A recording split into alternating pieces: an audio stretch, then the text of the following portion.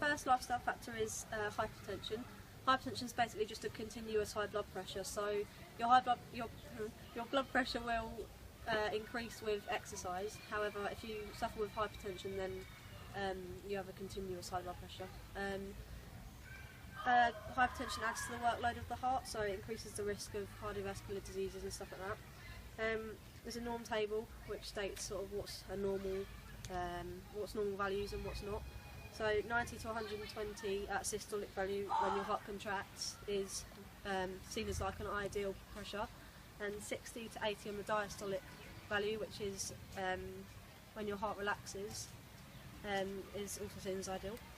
Whereas if you're high blood pressure, you're seen as 140 to 190 in your systolic value and 90 to 100 in your diastolic value. 32% of men and 29% of women suffer from hypertension or are being treated for it. People that are most at risk, so you've got like a lot of salt in your diet, so bad diets, your age, obesity, in your genetics, caffeine and laziness, and older people, and also stress. So you get like the risks of having it, so cardiovascular, you can have strokes because the blood flow to your brain is obviously reduced. Heart attacks, because obviously your heart is being like an increased workload. Embolisms, so blockages of arteries and stuff like that. Aneurysms due to blood vessel bursts, narrowing of the arteries, and kidneys failure, which is because the small blood vessels burst, so the blood can't get around to these like vital parts of the body. Lifestyle wise, sort of, you shouldn't do isometric contractions, because you've got like a consistent like contraction of the muscles around the heart, and therefore it increases the blood pressure even higher, and if you suffer from it, it'll increase your risk of getting the risks build up.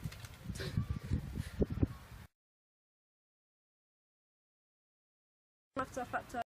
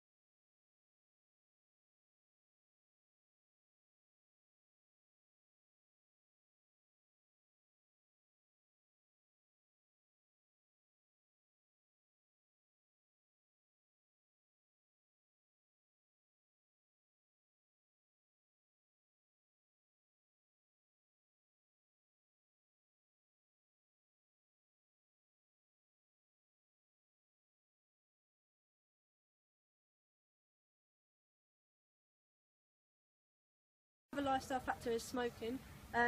Cigarettes contain like thousands of chemicals which are bad for your health, and obviously affect your lifestyle. The nicotine in the cigarettes is what makes it addictive, and it has tar and stuff like that that obviously coats your lungs and makes it harder for you to exercise and get out and do things. You get out of breath more easily.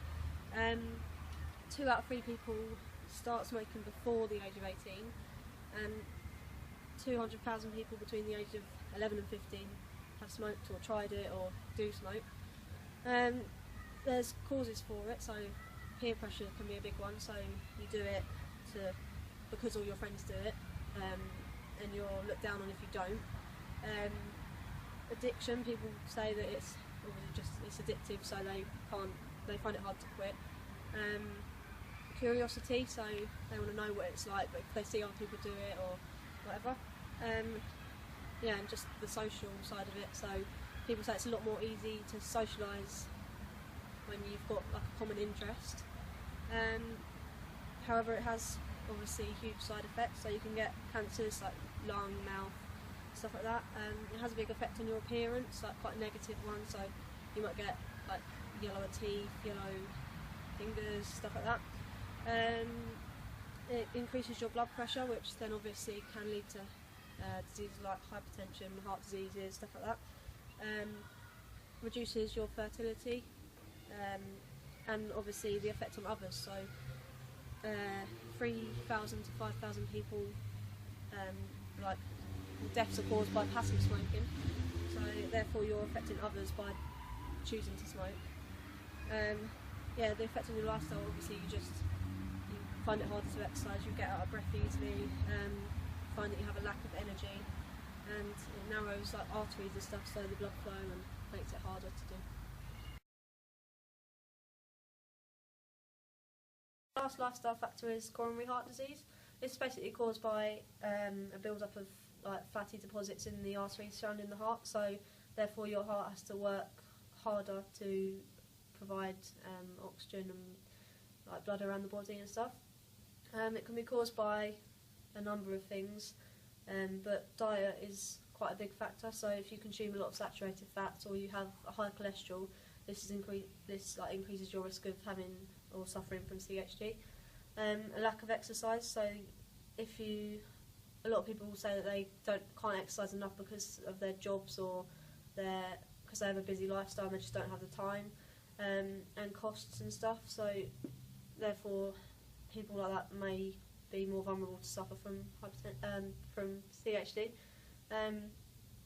If you smoke, so when you smoke, obviously carbon monoxide makes it harder for your heart to get oxygen around the body. If you suffer from diabetes or obesity, or it runs in the family, and if you suffer from hypertension, because if you've got a higher blood pressure, then your heart's automatically going to work harder.